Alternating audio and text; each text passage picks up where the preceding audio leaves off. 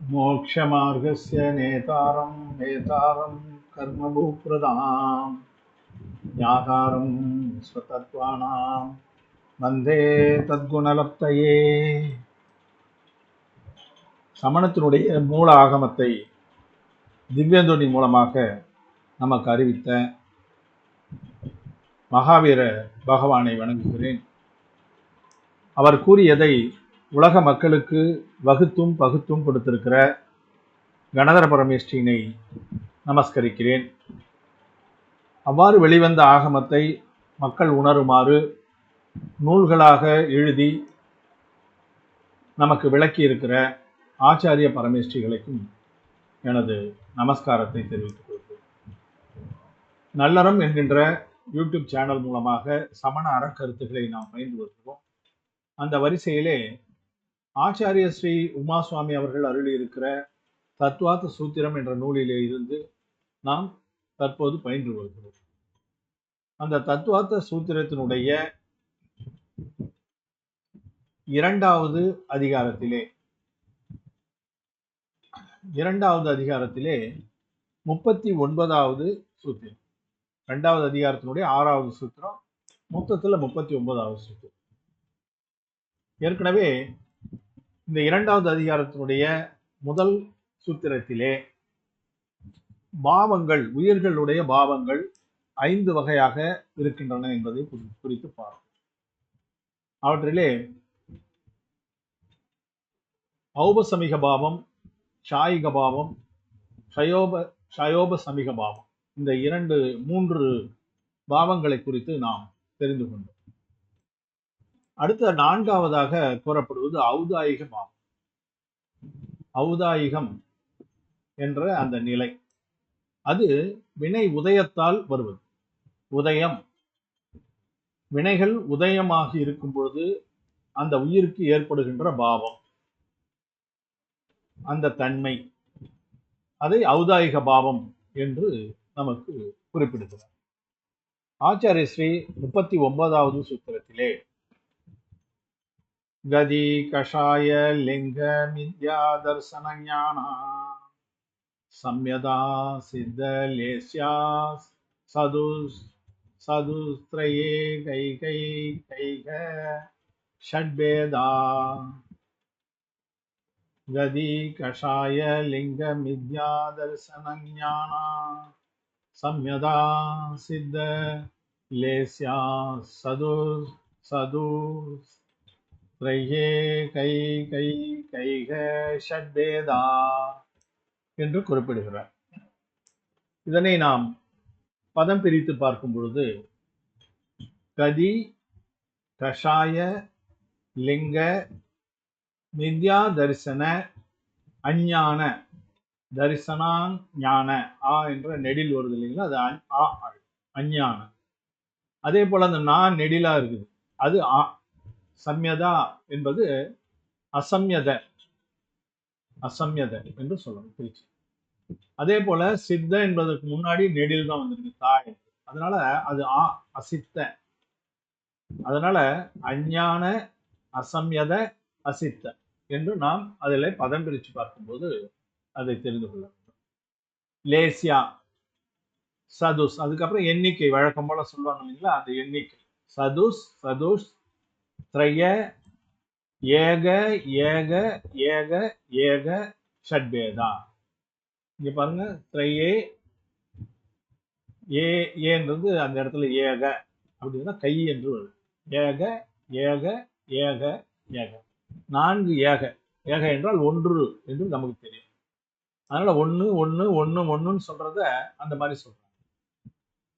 இப்ப அத நம்ம முறையே என்று பார்த்தால் கதி சது 4, கஷாய சது 4, லிங்க அது திரைய 3, மித்யா தரிசனன்றது 1, ஏக, அஞ்ஞானம் 1, அசம்யதம் 1, அசித்தம் 1, லேசியா என்பது ஷட் 6 வேதங்களாக உள்ளன, பிரிவுகளாக உள்ளன.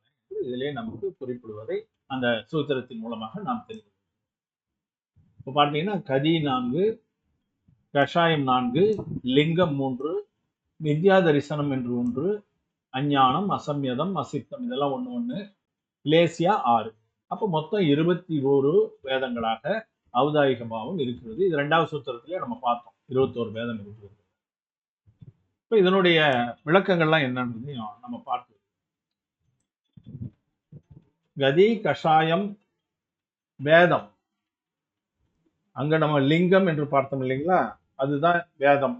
ஏன்னா அந்த ஒரு பொருளை குறிக்கக்கூடிய பல வார்த்தைகள் இருக்கு. அவற்றையெல்லாம் நம்ம பயன்படுத்திட்டோம்னா எது எதை குறிக்கும் அப்படின்றத நம்ம தெரிஞ்சுக்கிறோம். லேசியா, லேசியா அதுல எழுத்து தப்பா இருக்கு. லேசியா என்று இருக்கு. லேசியா. கதி, கஷாயம், லிங்கம், லேசியா.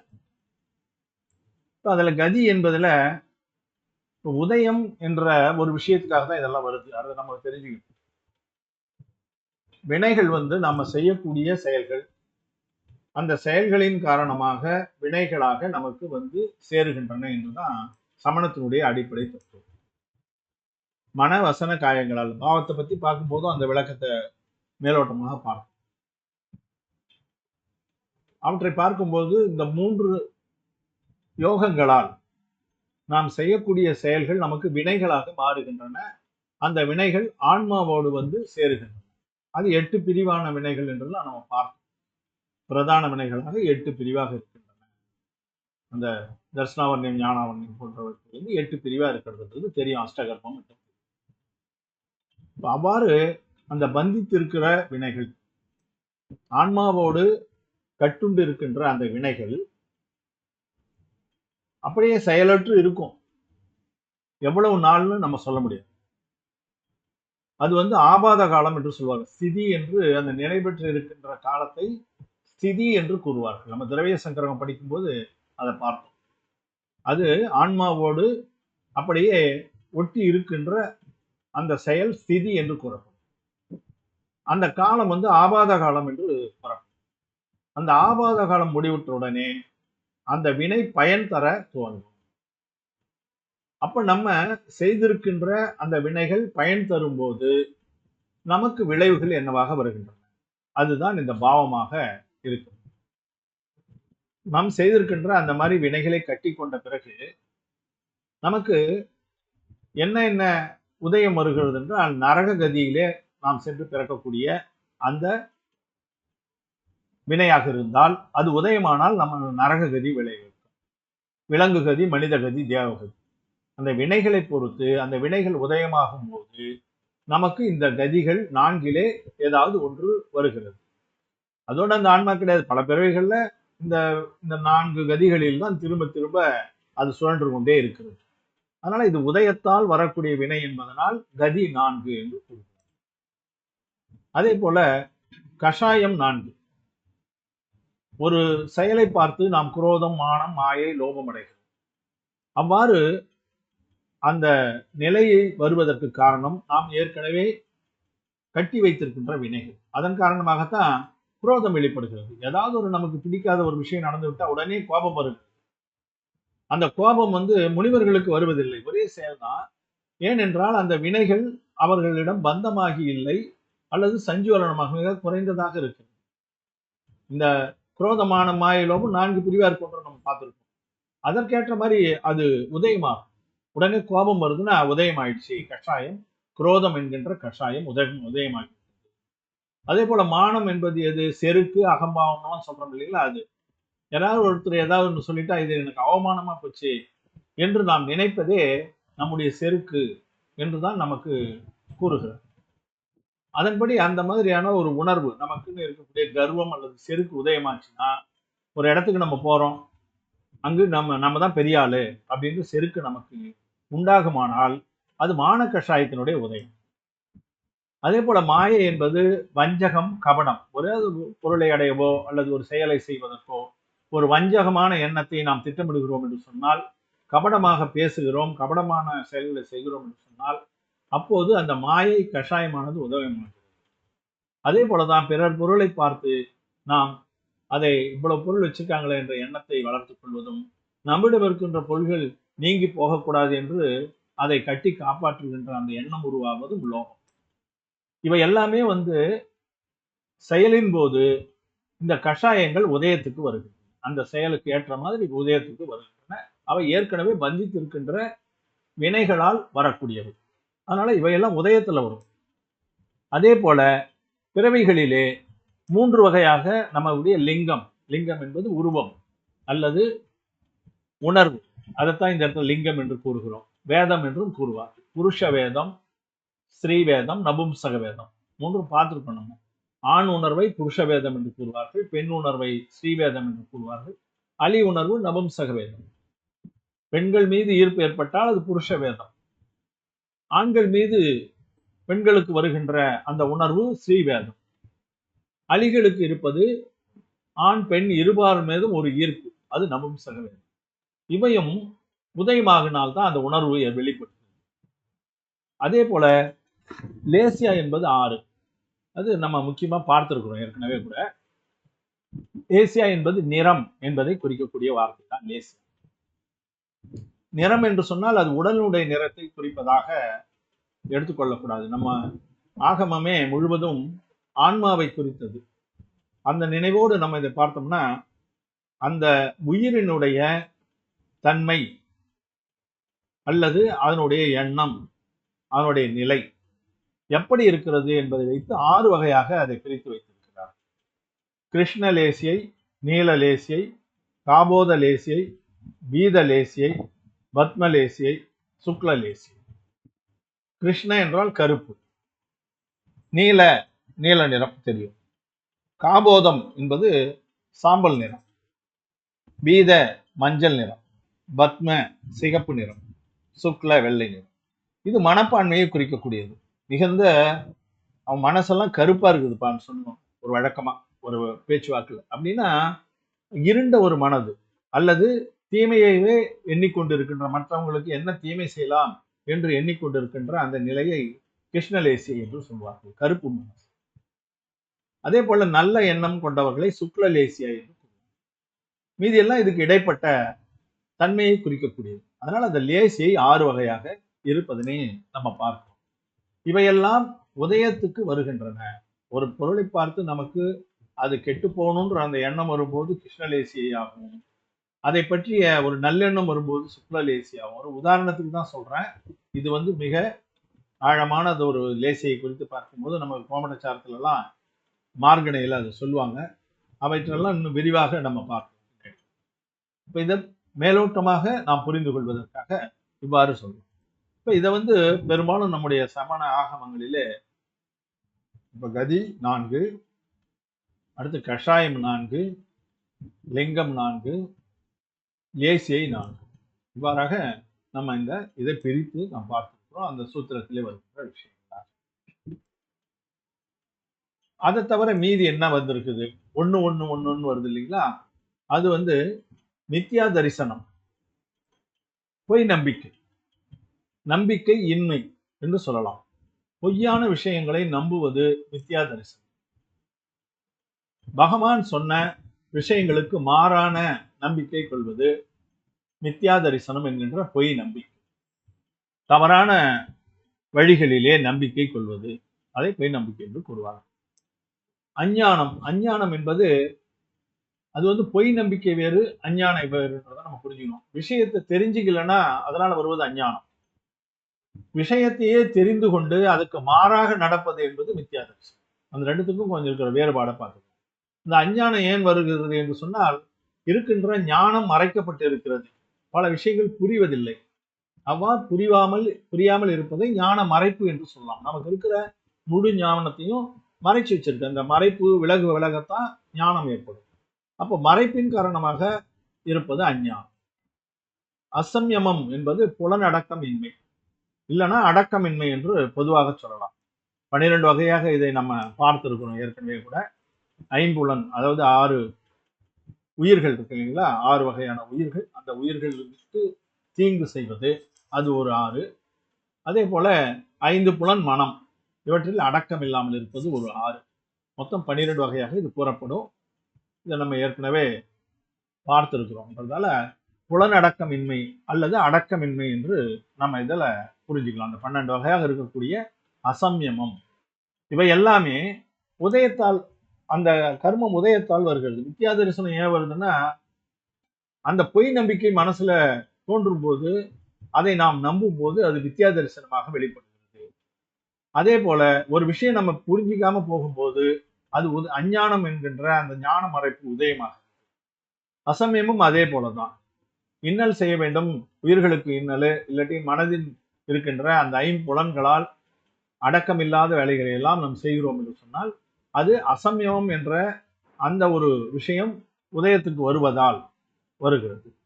அதே போல அசித்தம் என்பது முக்தி பெறும் தகுதியின்மையை குறிக்கக்கூடிய ஒரு வார்த்தை. சித்த முக்தி பெறுகின்ற தன்மையை பெறுதல் சித்தம். அசித்தம் என்பது முக்தி பெறும் தகுதி இன்மை, முக்தி பெறுகின்ற தகுதி இல்லாத ஒரு நிலை அசித்தம். இதுவும் அதுபோல உதயத்தால் கிடைக்கக்கூடியது. அப்ப 21 விஷயங்களை நம்ம இதில் பார்க்கணும். கதி 4, லிங்கம் 3, கஷாயம் 4, லேசியை 6. இது மொத்தம் பார்த்தீங்கன்னா 4 3 7 4 11 17. இங்க 17 இது ஒரு 4 18 19 20 21 21 அம்சங்கள் உதயமாவதால் கிடைக்கக்கூடிய அந்த பாவம் ஔதாயிக பாவம்.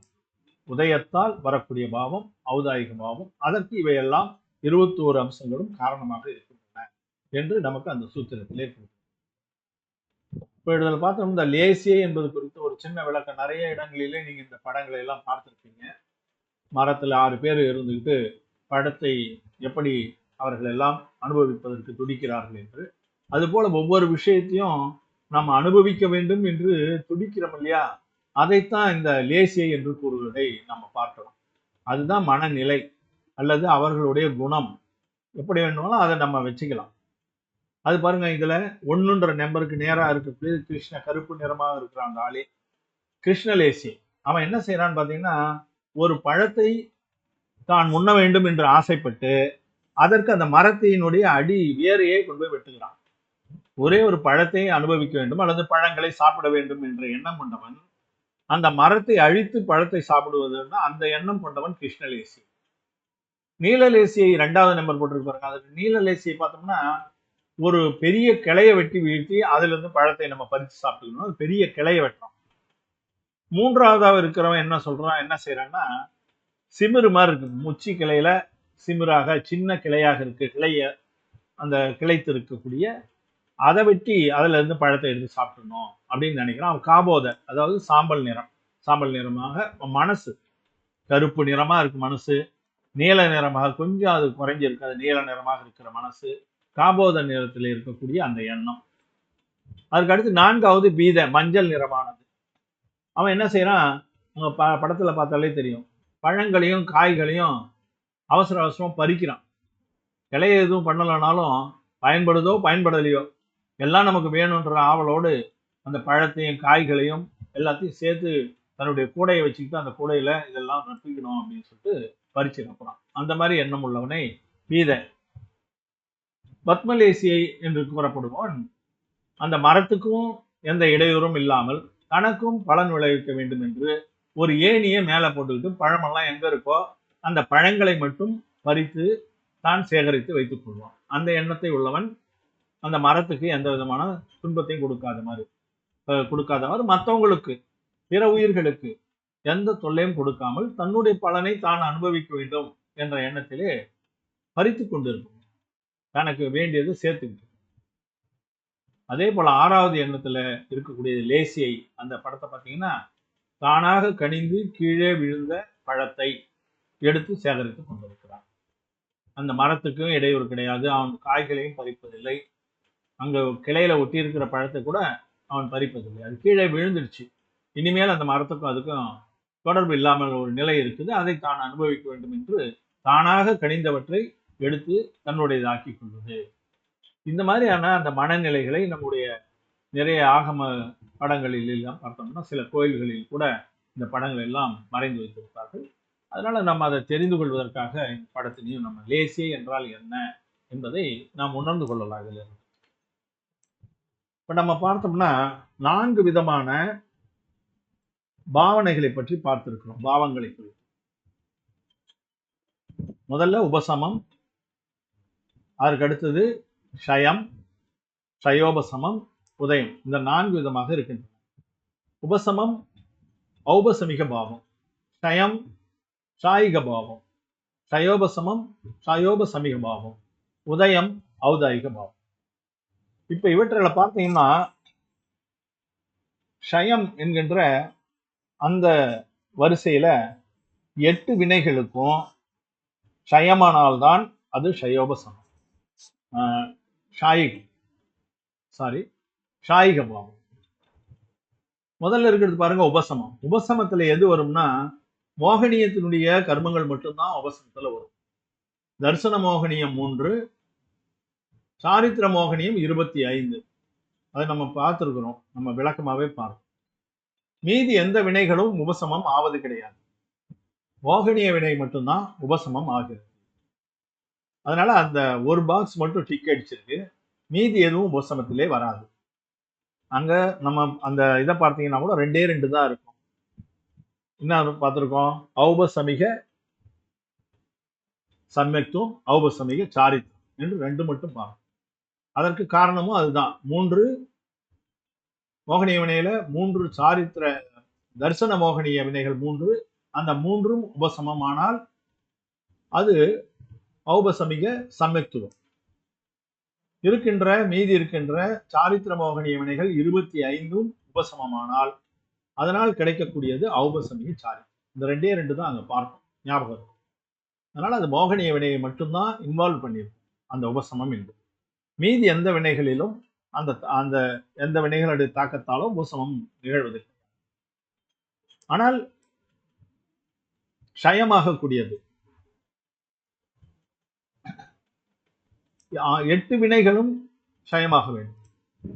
அப்போதுதான் அந்த ஷாயிக பாவனை ஏற்படும். ஷாயிகம் வினைகளே இல்லாத நிலை தான் நம்ம பார்த்திருக்கோம் ஷாயிகம். அதனால கிடைக்கக்கூடியது 9 நம்ம பார்த்தோம். அந்த 9 நவகேவல லப்தி என்று கூறுவார்கள். அந்த ஷாயிகம் பாவத்துல தான் அது கிடைக்கும். அதே போல ஷயோபசமம் என்பது ஷயமும் உபசமமும் ஆவது காதி வினைகளில் மட்டும்தான் நடைபெறும். தர்சனாவரணம், ஞானாவரணம், மோகனியம், அந்தராயம். நம்ம 18 வகையா அதை பார்த்துருக்கிறோம். அதுலேயே நீங்க அந்த பட்டியலை எடுத்து பார்த்தால் அதுல தர்சனாவரணம், ஞானாவரணம், மோகனியம், அந்தராயம் இவை மட்டும்தான் இருக்கும். அது ஷயோப சமமாக வேண்டும். அப்ப ஷயோக சமீப பாவம், ஷயோக சமீப பாவம். இந்த 4ம் காதி வினைகளை மட்டுமே ஷயமோ உபசமமோ அந்த அளவுக்கு ஏற்ப அடைந்து அந்த அளவுக்கு ஏற்ப பாவம் உண்டாகும். எப்படி ஷயம் வருதோ அதே போல உதயமும் 8 வினைகளிலும் நடக்கும். தர்ஷனாவரணம், ஞானாவரணம், மோகனியம், அந்தராயம், வேதனியம், ஆயுள், நாமம், பொருத்தம் இவை எல்லாத்திலையும் உதயம் இருக்கின்ற எல்லா வினைகளும் உதயமாவதில்லை. ஆனால் உதயமாகின்ற வினைகள் இந்த பிரிவுகளில் எல்லாவற்றிலுமேயே அது இருக்கும். நம்ம பார்த்தோம், அங்க தரிசனமும் வருது, ஞானமும் வருது, மோகனியத்துல கஷாயம் வருகிறது, அந்தராயமும் அதே போலதான். மற்ற 4 வினைகளும் கூட ஆயுள், நாமம், கோத்திரம், வேதனியம் போன்றவையும் உதயத்தால் ஏற்படக்கூடியவை என்பதை நாம் பார்த்தோம். அசம்யதம் போன்றவையெல்லாம் இவற்றிலே அடங்கக்கூடியவை, அசித்தம் போன்றவையெல்லாம். அதனால உதயம் என்பதும் 8 வினைகளிலும் வரும். இந்த பட்டியல் நமக்கு நூல்களிலே இருந்து எடுத்ததுதான். பைந்தமிழில் தத்துவார்த்த சூத்திர குறிப்புரை என்று நம்முடைய முனிஸ்ரீ விசேஷாகர் அவருடைய முயற்சியினால் வெளியிடப்பட்ட நூலிலே இந்த விவரமானது காட்டப்பட்டிருக்கிறது. அதே போல இந்த நூல்கள் கருத்துக்கள் எல்லாம் சர்வார்த்த சித்தி என்ற நூலினை ஆச்சாரிய ஸ்ரீ பூஜ்யபாதர் எழுதியிருக்கின்ற அந்த நூலினை தமிழிலே பவ்யார் KV அஜித் தாஸ் அவர்கள் மொழிபெயர்த்திருக்கிறார். அதிலே இருந்து சில விஷயங்களை நாம் எடுத்துக்கொண்டோம். அதே போல பாலவர்ணிஜி அவர்கள் எழுதியிருக்கிற அந்த நூலிலே இருந்தும் பல்வேறு நூல்களில் இருந்து தொகுத்திருக்கிறேன். இவற்றிலே ஏதாவது குறைபாடுகளோ போதாமையோ இருக்குமானால் அவற்றினை தாங்கள் பொறுத்தருளுமாறு பணிவோடு கேட்டுக்கொள்கிறேன். எனவே இந்த தத்துவாசூத்திர நூலை பயிற்சி செய்வதற்கு, அதை கற்பதற்கு நாம் முயன்று வருகிறோம். அவற்றிலே வரக்கூடிய கருத்துகளுக்கு தாங்கள் இந்த பதிவுகளுக்கான கருத்தினை அந்த கமெண்ட் பாக்ஸிலே போடுமாறும், இவற்றினை உங்களுக்கு பிடித்திருந்தால் அந்த தம்ஸ் அப் சிம்பலை அழுத்தி ஆதரவு தெரிவிக்குமாறும் இவற்றை தேவைப்படுபவர்களுக்கு ஃபார்வேர்டு செய்து பணியோடு கேட்டுக்கொள்கிறேன். மேலும் நல்லறம் என்கின்ற இந்த சேனலை சப்ஸ்கிரைப் செய்து பார்க்குமாறும் மற்றவர்களுக்கு பரிந்துரைக்குமாறும் பணியோடு கேட்டு வாய்ப்புக்கு நன்றி கூறி முடித்துக் கொள்கிறேன். அடுத்த பதிவிலே நாம் சந்திப்போம். ஜெய் ஜினேந்திரா.